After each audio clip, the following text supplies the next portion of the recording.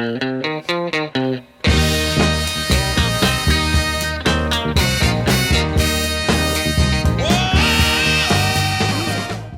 today's podcast, I'm going to be talking about my latest photo shoot entitled Havana Nights. So, all right, here we go. Stay tuned. You knock me off my feet. Please pick me up, 'cause I'm still down. I open my eyes and you're not around.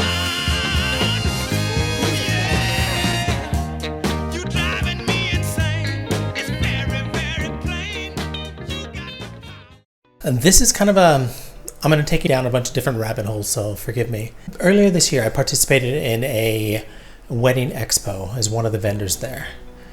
Anyhow, while I was there, a couple of the other vendors, they wanted to put together a mock wedding so we can kind of all get nice pictures of the cake, of the flowers and whatnot. Anyways, I had volunteered my services to be the actual photographer for that.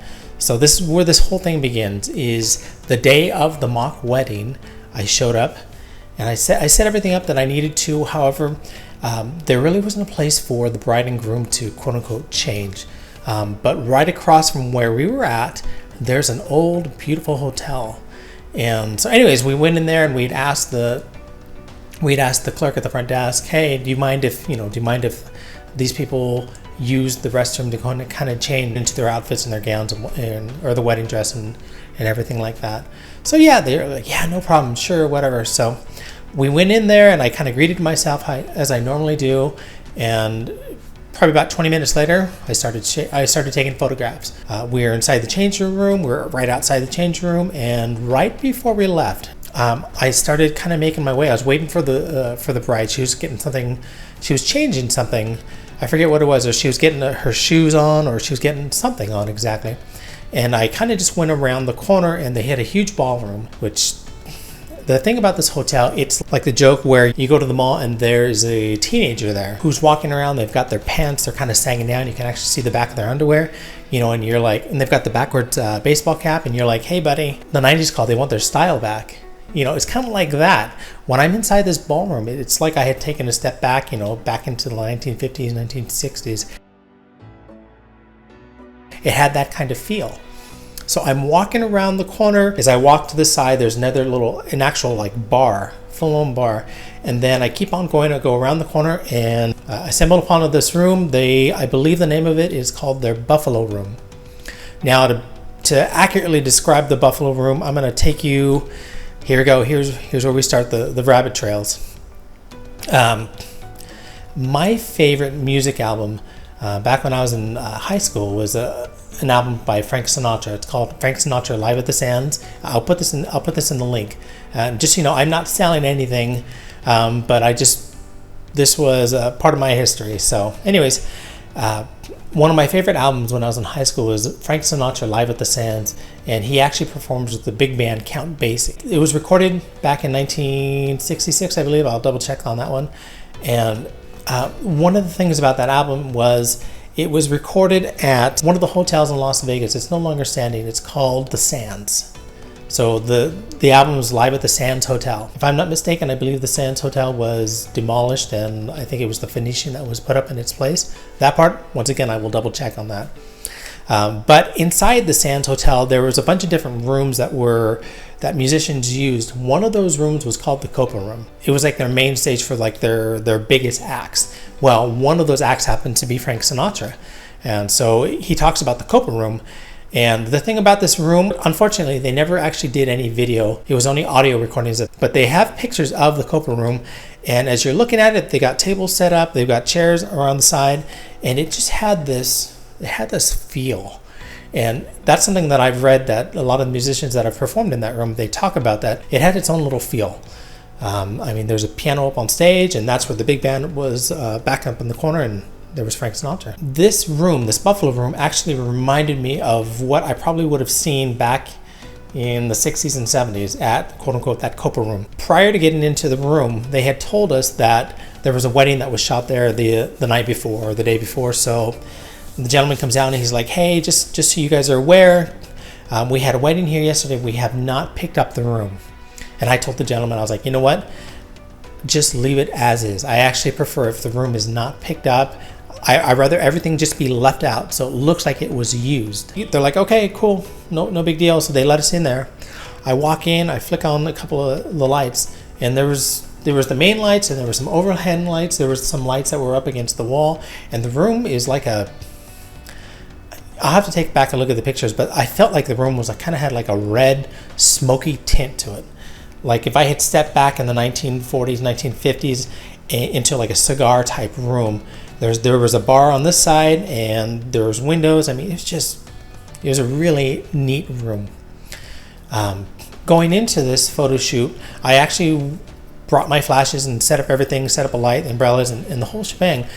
But I kept getting the feeling that that's not the the way I'm trying to portray these photos, I really shouldn't be using that type of lighting. I know it's silly.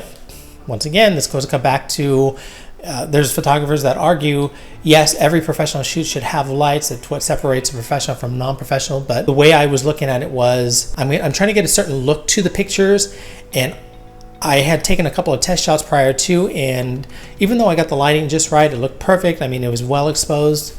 It lost some of the flavor of the actual room. When I take photos, I try to blur out the background, mainly because I want my center focus on my subject. I actually didn't want the back lit correctly. The way I would normally shoot would be kind of like how I'm set up here, where I've got a light here, a light behind me, maybe a hair light, and I had all these things set up, and I probably spent the first 25-30 minutes before we actually began shooting just setting up lights, and I didn't use any of it. I just took it all down, moved it off to the side, and once again, there was a certain feel to the room, and I lost that feel by adding light, by using my lights.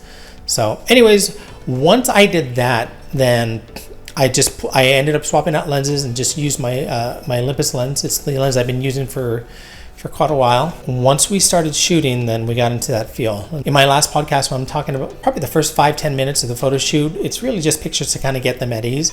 Same idea. I did a bunch of nice, real, just kind of classic shots. We started moving on. Started getting her in pose here, pose like that. One of her outfits, she had this, I don't want to call it a shawl, but she had this beautiful jacket that was thrown over, and it was just perfect. The hat that she brought, and I'll post a bunch of the pictures in a little bit, but her beautiful white dress that she was in, I mean, she just totally rocked it. Completely rocked it. And then we started. Went from one pose to another pose and do it like this, go like this, look. One of the things she told me was, or I get really nervous when somebody asks me to smile, and I'm like, you know what? Perfect. As we're doing this photo shoot, I almost prefer if you don't smile. And she kind of looks at me and says, well, how come? I said, because, okay, here's rabbit trail number 2. She asked me about, well, why shouldn't I smile? And I'm like, you know what? Not every picture that you take needs to have a smile. Okay, here's where the rabbit trail goes down. Here's number 2. If you ever take a look at the history of photography, one thing you'll notice is that in the early days of photography, there was no quote-unquote fast lenses. What do I mean by fast lenses? Where the aperture could just open wide up, and it would just let an insane amount of light in. They didn't really have that back then. Instead, they had a bunch of lenses where if I needed to take a long exposure, so for example, if someone was going to take a picture of me way back when, first of all, they would cover themselves with the little shawl, and they would literally have an exposure that was anywhere from 5 to 20 minutes long. So one of the reasons why you don't see a lot of people smiling in old photographs is because with those really long exposures, imagine if you had to take a picture where you're trying to smile for 10-15 minutes. People would start looking at you going, what the heck? What's going on with this person? So what would end up happening was you would take deceased bodies, they would dress them up, get them in tuxedos and dress as long gowns, and the photographer would come in, set up the lighting, and take 10-20 minute exposures to get a actual exposed picture done correctly. And so it's not something that's too publicized among people. It's not something that they're aware of, but it's kind of an interesting thing. So I'm not comparing the beautiful Vanessa to a deceased body. When she said to me, my smile comes out after a while, it's hard for me to smile right on cue. I'm like, you know what? Don't worry about it. I'd actually prefer if you didn't smile. This way I can I want an attitude. I want a little bit of an attitude. I want a little bit of an edge. I don't want the nice cheesy smile every time. And so she's like, okay, done deal. And so it was perfect. From that point, she only smiled when I asked her to, and mainly those were for her profile shots. So as we start moving along, we're going from pose to pose to pose, and I kid you not, I need to go back there and shoot again. So whoever, if you guys are watching this and you're like, yeah, I want to do a photo shoot like that, hit me up so we can do it, because I want to go back there, and I just want to keep shooting because it's such a gorgeous room. You literally just, like I mentioned earlier, you feel like you've stepped back in time. And these photo shoots, that's kind of what I'm after. Yes, I can do the traditional photo shoots, but I want to do more of these photo shoots where it's more of a timepiece. It's a photo shoot that kind of expresses something that you're after. So anyways, back to the photo shoot. She had this beautiful white dress on. She had this beautiful hat on.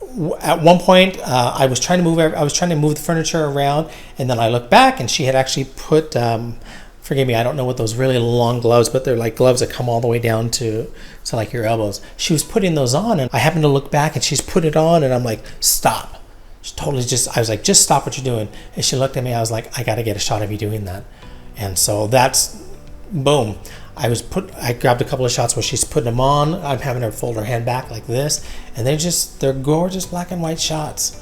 But once again, the way I shot them, I wanted them to feel like we had stepped back a few years. In order to try to get into the mood, the first thing I did is I asked her if she, I asked her what kind of music do you like, and she was telling me that she liked a lot of jazz music.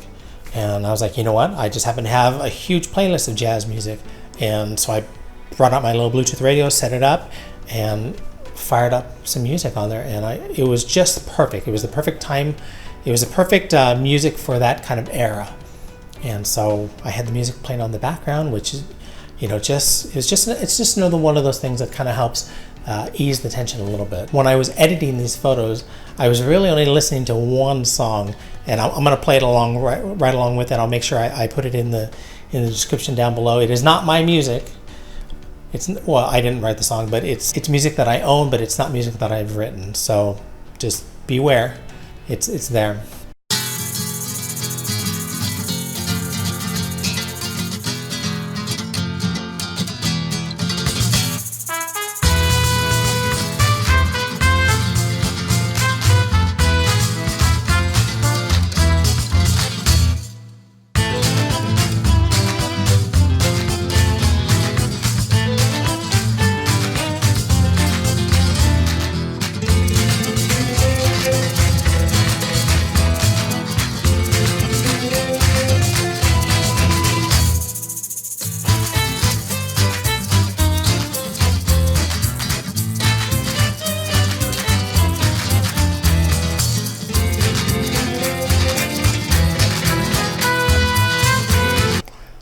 So yeah, we pretty much finished up the photo shoot, and right at the last moment, I was starting to get everything put away. I was starting to move some of the furniture back, and she had put this hat on. She's like, "Oh, what about this hat?" I was like, "Oh, let me take a look at it." So she put it on, and the moment that I saw that, just a flashback came to my mind. There's this movie, I'm not going to tell you the name of it, but it's about this couple that's courting, and during their courtship, they go to a bunch of different music venues, and each music venue, it's something else. They're falling in love, etc., etc. Well, in this one scene, they get to this one venue, and it's a gentleman playing the piano, and the music is very kind of sullen and very just real moody. And anyways, there was lights around the stage, if I'm not mistaken. It was spitting image. I kid you not, spitting image, the exact same scene that I saw in my head from the movie was just appearing before me. So I grabbed my camera, I turned everything back on, and I was like, you know what, Vanessa, we are not finished. And she kind of looks at me, she said, what's going on? I was like, no, we're not done yet. I said, do me a favor, stick that hat back on, look at yourself in the mirror, do this. So this picture, you'll take a look at her where she's kind of off to the side, she's got her hand on her waist. Spitting image of that movie scene. So yeah, I don't know if that's cheating or not, but she nailed it. These are the kinds of things that go through my mind when I'm photographing. I try not to tell you what's going on, otherwise you're like, oh geez, he's all over the place. Yeah, sometimes I am in my mind.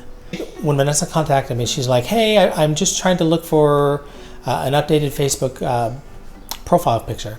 I was like, okay, cool.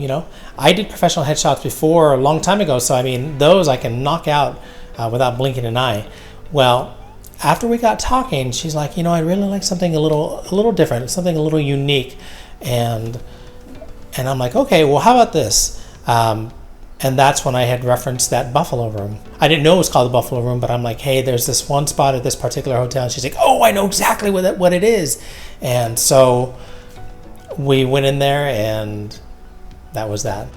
So did I intend to have it, this beautiful room? Yeah, it was the room that I had in mind when I first started this photo shoot. I was looking for a particular location that kind of had a vintage feel to it, and we nailed it on the head. If you're wanting your regular photos, if you're wanting your typical professional portrait, that's fine. I can take care of that.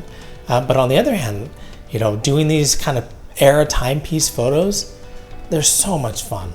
If you haven't done one, I would highly suggest that you contact me, and let's set something up, and that way we can get you looking all snazzy and give you that kind of attitude as well. So once again, my name is Josh Gutierrez. I'm with JK Live Photography, and this is the story behind the photograph.